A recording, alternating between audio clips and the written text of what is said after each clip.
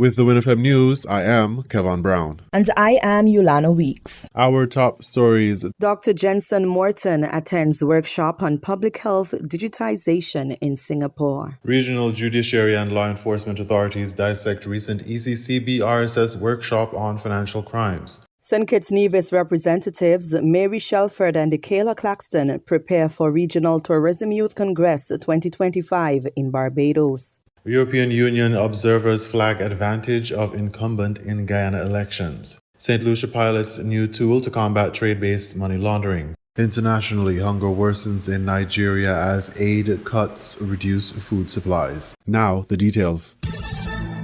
The Director of Health Institutions, St. Kitts and Nevis, Dr. Jensen Morton, participated in a high-level workshop in Singapore focused on the digitization of public health systems, aimed at improving efficiency and access to health services. The workshop, which brought together health leaders and experts, explored cutting-edge technologies, data-driven solutions, and strategies under which the health sector in Singapore functions. In speaking to WINN FM, Morton recalled some commonalities between St. Kitts and Singapore and said the sessions gave a practical understanding of both the challenges and the solutions that can work in the local context. The trip to Singapore, it was to participate in a workshop on the digitization of public health, but it also served as a few things. One, it served as an exposition for the pinnacles of development in health digitization, of which Singapore is the global leader. So it was an amazing opportunity to see it. One of the benefits of seeing how it functions in Singapore is that the country itself, in terms of land size, it's not very large. It's only a bit larger than St. Kitts. It has a lot of people. It has like 5 million people. But you're able to see how a health system over a not very large area, how it can be constructed to be able to best serve its people. The other things that were pluses were they were able to show their path to digitization from the ground up and all of the different areas that had to be assessed and perfected in order for them to reach where they are. Even though we are not as advanced in our health digitization journey as Singapore, the plus with it is that our country being a smaller country and the fact that the trials and tribulations that they would have gone through, it's well documented. We don't have to make the same mistakes on our path to digitization that they made, and our small size allows us to adopt the technology a lot faster. During the workshop, participants explored apps that are used by Singapore to manage their public health system, including apps focused on emergency medicine and preventative medicine, the doctor mentioned. It also allowed us to get exposure to the myriad of supportive apps that go into the overall management of the wider sphere of public health digitization. So that includes everything from apps that deal with emergency medicine to apps that deal with preventative medicine. So things to send reminders for the general public for walks, nutrition, exercising, things that remind persons about annual screenings for things when they reach a particular age, different things that can be inputted into someone's phone. If phone is the main thing that is used, of course.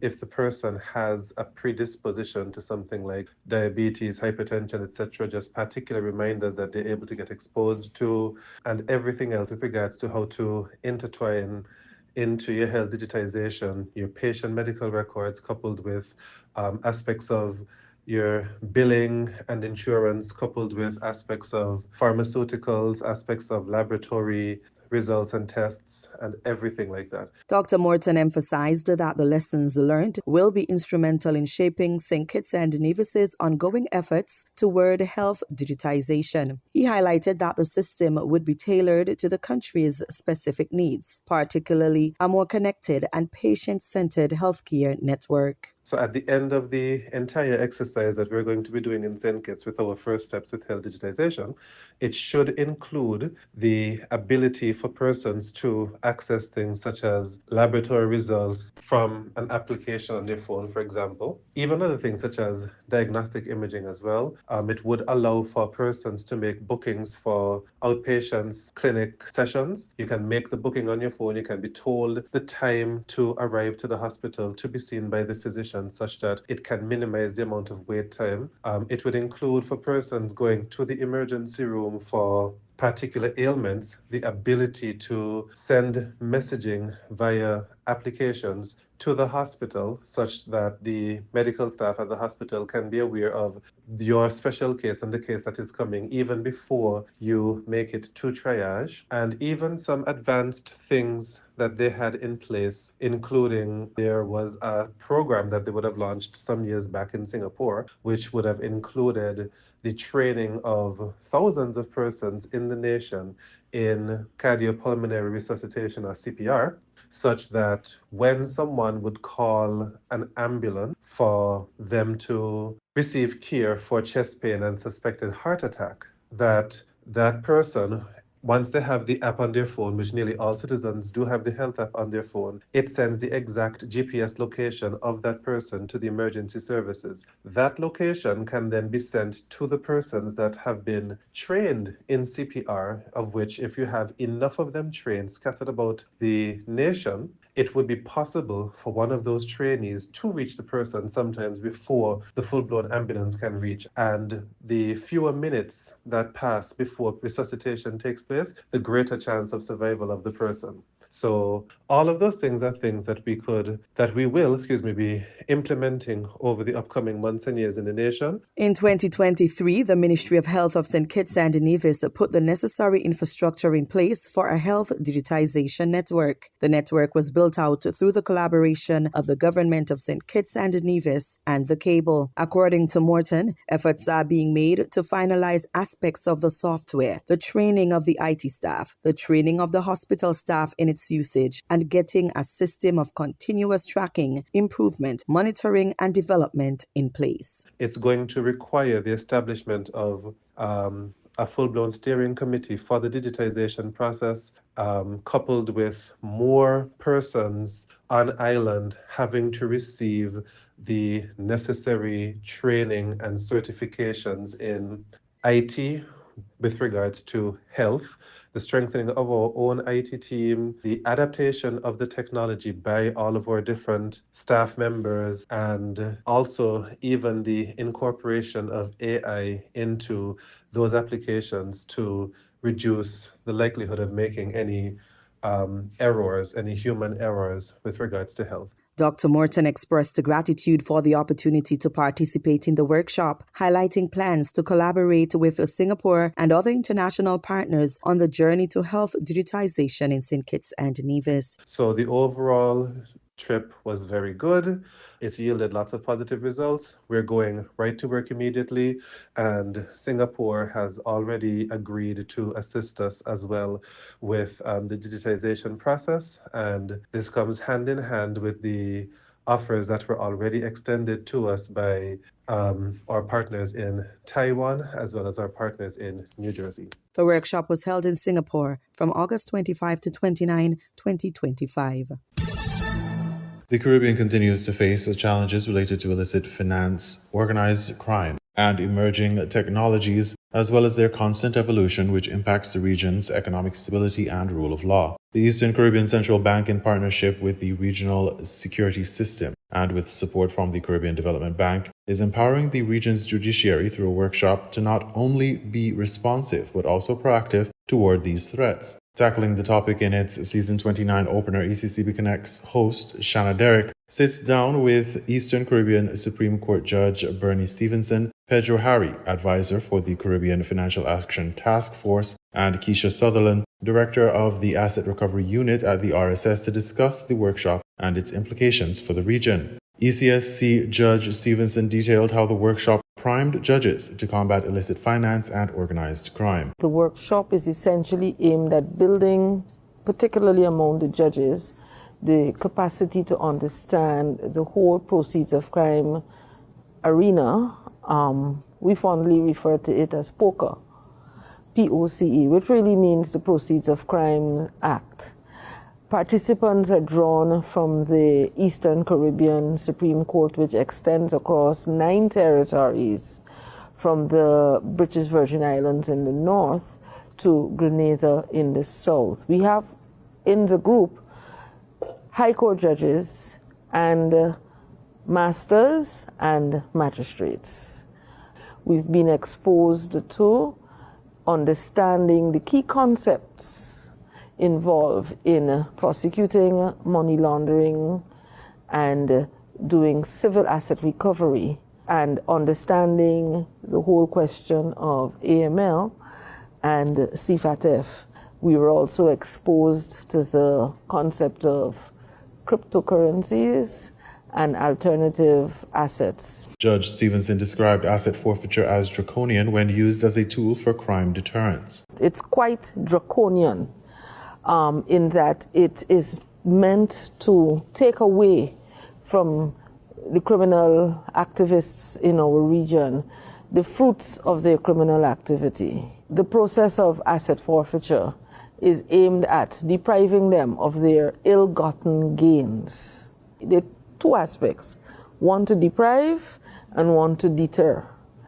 And it is meant to deter other players from getting into it. Look, there's no profit in this activity because there's likelihood that it will be taken away.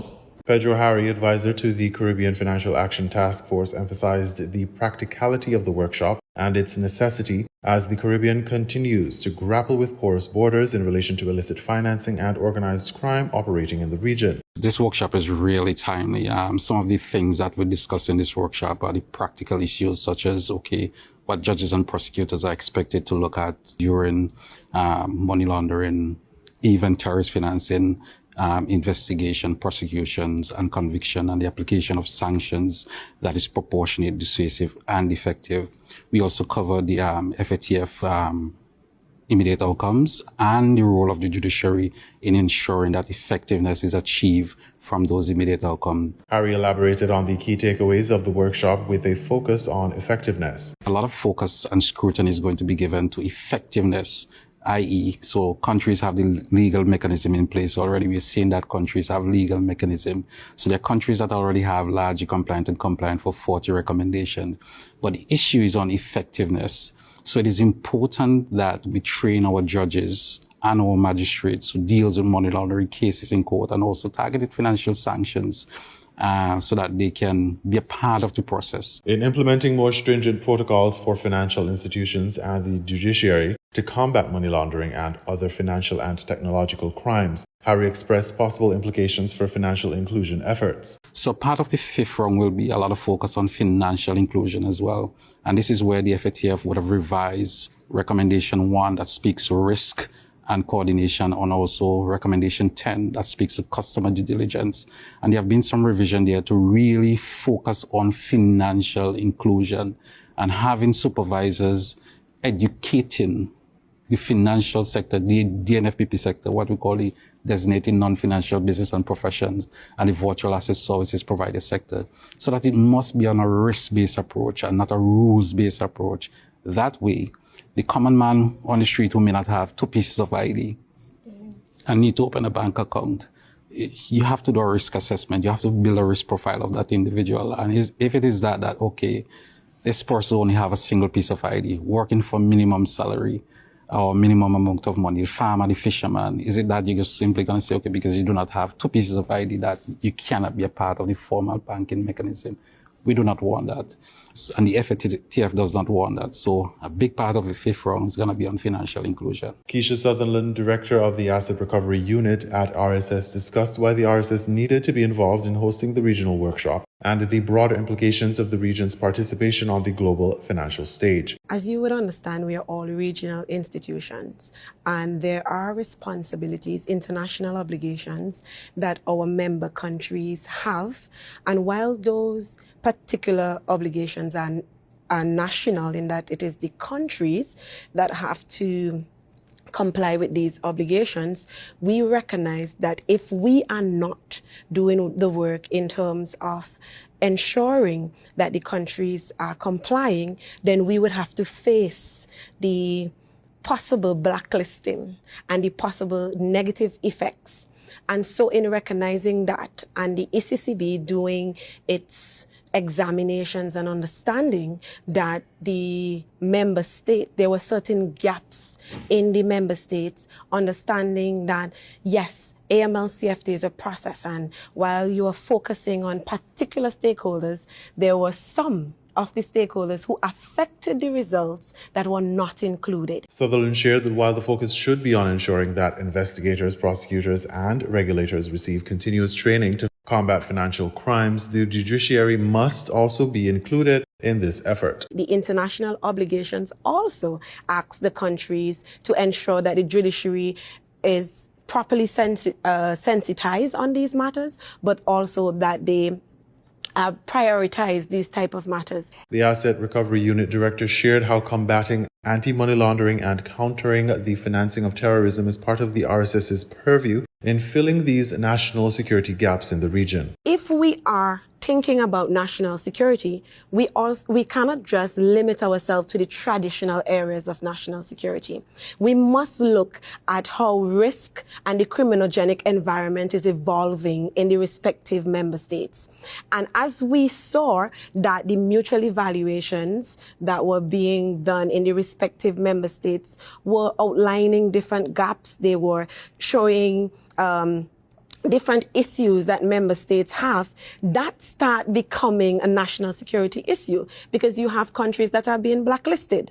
And then the common person, the common man, is not able to interact with the financial system in the way that they should. This affects our countries in terms of retarding, I would say, economic development, as well as in terms of social development.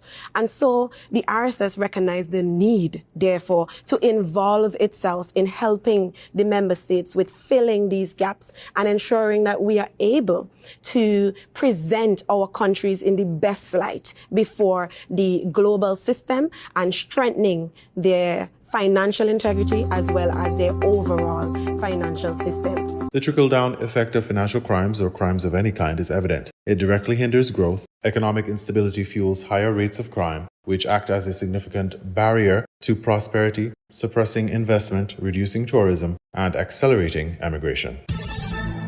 The Regional Tourism Youth Congress 2025 will be hosted in Barbados, according to the Caribbean Tourism Organization, CTO. Scheduled for October 2, 2025, the event will bring together some of the brightest young minds from across the region to discuss the future of tourism, coinciding with the State of the Tourism Industry Conference, SATE. Their theme, Reimagining Caribbean Tourism, Research, Relevance, and the Road Ahead, will guide the discussion on the issues shaping the region's future as a leading global travel destination. Representing St. Kitts would be Mary Shelford, a student of the Immaculate Conception Catholic School and St. Kitts' Junior Minister of Tourism. For Nevis, Miss Kayla Claxton, a student of the Gingerland Secondary School and Nevis' Junior Minister of Tourism. They won the local tourism congress in May 2025. Ahead of her travel, Claxton paid a courtesy visit to the office of the Bank of Nevis CEO, Mr. Denrick Liburd, on September 2nd, 2025. She updated Mr. Liburd of her preparations for the regional event. The bank has been the title sponsor of the Nevis Junior Tourism Ministers Competition for more than 10 years.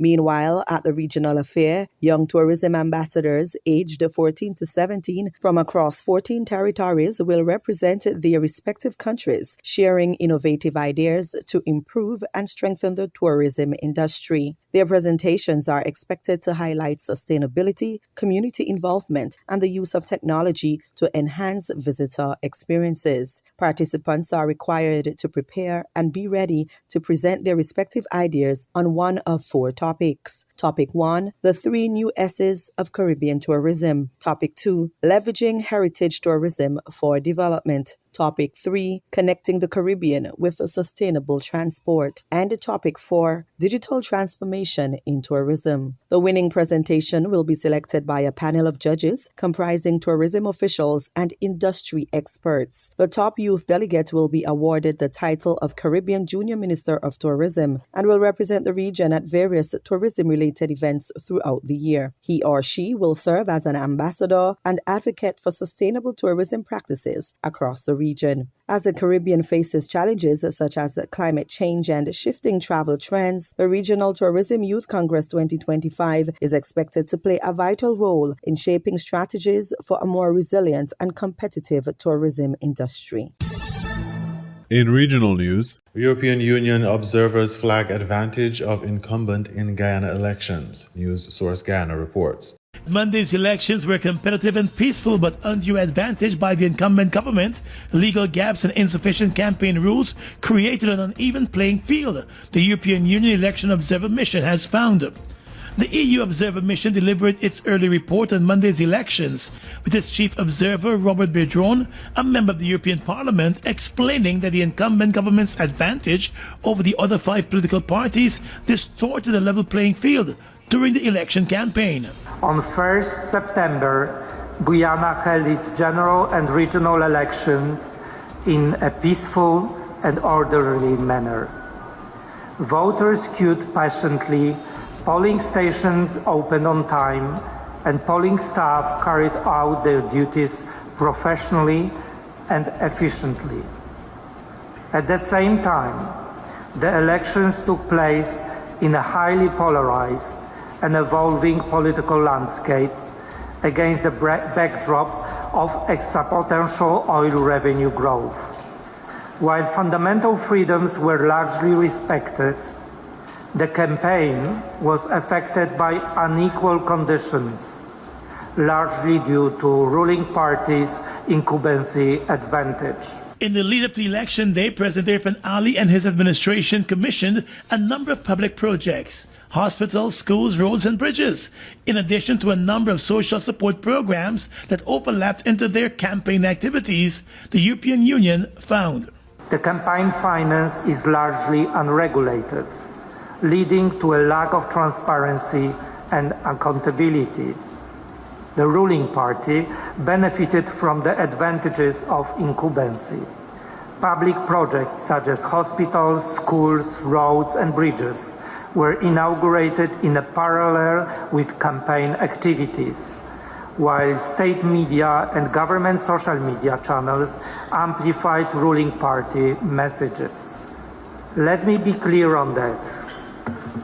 When the line between state and party blurs, voters are disadvantaged and the level of playing field is compromised. The EU observers noted that most commissioning events were largely attended by PP civic supporters in party colors and symbols, while candidate speeches urged to vote for the ruling party.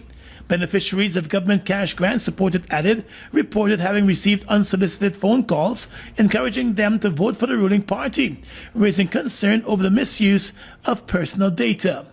The Observer Mission also took note of the unprecedented mass promotion and bonuses for more than 2,800 police officers, which were announced by the President on the 10th of August, just weeks before the elections.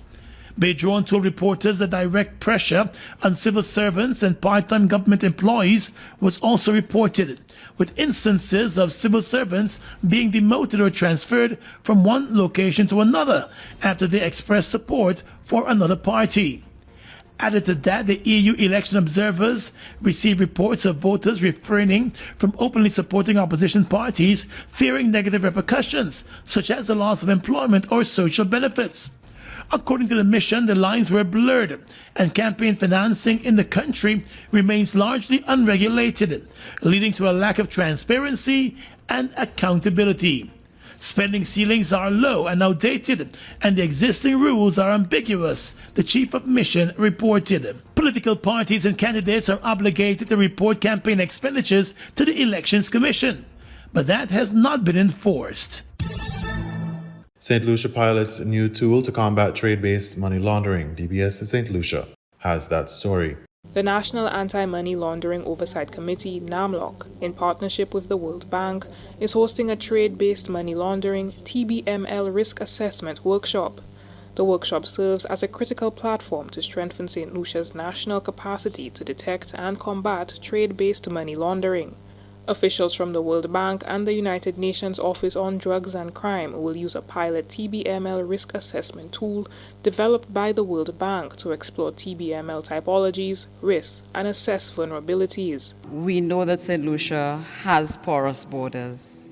We know that St. Lucia has a free trade zone. These are opportunities for criminal elements to exploit if there are weaknesses. And for us, when we undertake this initiative, is to determine if we have any weaknesses and what we need to put in place to address these weaknesses. So in attendance today, for example, we have customs, we have the police, we have DPP's office, law enforcement agencies that are involved in the monitoring of our trade. St. Lucia is the first country to pilot this tool. All this comes as the island is due for an assessment by the Caribbean Financial Task Force in 2028 in relation to money laundering and proliferation financing. The goal is to identify any vulnerabilities and put systems in place to address these vulnerabilities and gaps in legislation. There are no doubts that with the use of this tool and the results that St. Lucia will get using this tool, St. Lucia will be informed maybe better than any other jurisdictions, because I honestly haven't heard about any conclusive, truly in-depth assessment of trade-based money laundering around the globe. The sessions, taking place from September 3rd to the 5th, are designed to foster collaboration, deepen understanding, and develop practical strategies to address threats and vulnerabilities related to trade-based financial crime. For the DBS News World, Miriam Montoute reporting. We now bring you these international reports. In a camp for displaced people in northeast Nigeria, 40-year-old Hadiza Ibrahim worries about where her next meal will come from. She and her 8 children rely on food aid, but supplies from humanitarian groups are dwindling. If I eat today, I may be unable to eat tomorrow. We live in challenging conditions and my husband cannot find work. Until this year, the United States had funded 60% of humanitarian operations in Nigeria, but budget cuts to the United States Agency for International Development have dramatically curtailed operations in one of the world's neediest countries. Africa's most populous nation has 31 million people facing food shortages, including an estimated 15 million acutely malnourished children, according to Trond Jensen from the United Nations. Here in the northeast of Nigeria, what we are looking at is roughly 1 million children who are severely, acutely malnourished this year. And hundreds of thousands of these children could potentially die if they do not get the assistance that they need. The northeast hosts 2.3 million displaced people, according to the International Organization for Migration. At the area's only health centre, which has just 15 beds, staff are overwhelmed by cases of child malnutrition, according to a humanitarian group. In Dikwa, Borno State, conflict and climate shocks have left millions dependent on aid. At the Dikwa distribution site, aid workers like Alhaji Ali Abani says the situation has deteriorated sharply. For this month distribution, a lot of beneficiaries that used to collect their food for over 10 to 11 years, they came for this month and they observed that they were scaled down. In a September 3rd statement, the US government says it will make a $32 million contribution to northeast and northwest Nigeria, with the World Food Programme Nigeria delivering food and nutrition assistance to over 764,000 displaced people, it says. Now, the Palestinian embassy in Moscow has been holding a day of remembrance for more than 60,000 people who've been killed in Israel's war on Gaza. Dorsa Jabari was at the event where people from all walks of life have come together in a show of solidarity. The mood here at the Palestinian embassy in Moscow is one of solidarity. The banner has been made to show the death of Palestinians in the Gaza Strip by the Israeli military. And we've seen people laying flowers, lighting candles to remember the over 60,000 Palestinians who have lost their lives, over 80% of them civilian. Now, the Palestinian ambassador in Russia explains why they've decided to hold this event here today. The events of today are special. Recently, Israel has dealt many blows to religious Christian centers in Gaza and Bethlehem, Jerusalem, and elsewhere. We wanted to make a statement that not only the state, but also social organizations in Russia and Russian civil society support Palestine and the people of Palestine. It is not just diplomats and politicians and religious leaders who are in attendance here. It is also ordinary Russian citizens who say it is important to stand on the right side of humanity. I came here because I'm a mother of 4 children, and I cannot calmly watch other people's children being killed. This is my pain too. I could not miss this event. I don't live in Moscow, but knowing this was happening, I came here. I love the people of Gaza very much. This is our common pain. This is the wound of the entire Islamic world. This event is also highlighting the fact that the Israeli military has destroyed over 1,100 mosques and 3 churches in Gaza. The people here say as long as this genocidal war continues, events like this will be held and they will continue to show up to draw attention to the plight of the Palestinian people. Dorsa Jabari, Al Jazeera, Moscow. The war in Ukraine, President Macron says 26 countries have signed up to contribute to Ukraine's security once a ceasefire is achieved. These would be part of a reassurance force in Ukraine or be present on the ground, in the sea or in the air. Speaking after today's summit of the so-called Coalition of the Willing in Paris, he said US support for the security measures would be finalised in the coming days. Well, with me is our Ukraine correspondent James Waterhouse. And James, the difficulty for a gathering like this is the sort of almost illogical position that they're talking about what happens after a ceasefire when there is no ceasefire. Yeah, I mean, at the moment, these endeavours are still very much political rather than some kind of military blueprint. You've just said, 26 out of 30 or so countries are willing to send troops, but there are notable absentees from that. Italy, Poland, yes, supporters of Ukraine, but clearly unwilling to provide boots on the ground to sustain some kind of peace. You heard the German Chancellor, Friedrich Merz, again call for a ceasefire to be put in place first before any kind of lasting peace deal. And what I think they're trying to do at the moment is to show Donald Trump who they need for those boots on the ground, who they need for that military equipment. That is inescapable for the Europeans. I think what they are trying to do is say, look, we are willing to commit as much as humanly possible. We just need you. And I think they're also trying to strip away the noise and show or reveal the Kremlin's unwillingness to engage in peace and put the brakes on its invasion in any way. So many of the roads actually lead back to the White House and to Donald Trump because they were talking about upping the pressure on Russia. And so far, the US president has resisted any obvious moves. And that is a real problem, isn't it, for the Europeans who may want all sorts of things, but it has to be delivered in part from Donald Trump. Yeah, and Donald Trump has the ability to apply pressure on Vladimir Putin to change course. That is the consensus. So at the moment, you have a Kremlin that has not really changed its demands. You've seen Vladimir Putin just yesterday talk about pursuing his military goals as long as there isn't a lasting ceasefire in place. It is true that Donald Trump has put on these heightened tariffs for India, for continuing to buy Russian oil and gas. We've heard today that he reiterated his disappointment with some European countries like Hungary and Slovakia for continuing to buy Russian oil. That might be an avenue for Donald Trump to apply further pressure on the Kremlin. But at the moment, it is not sufficient in the eyes of the Europeans for Moscow to make Moscow change course in any way.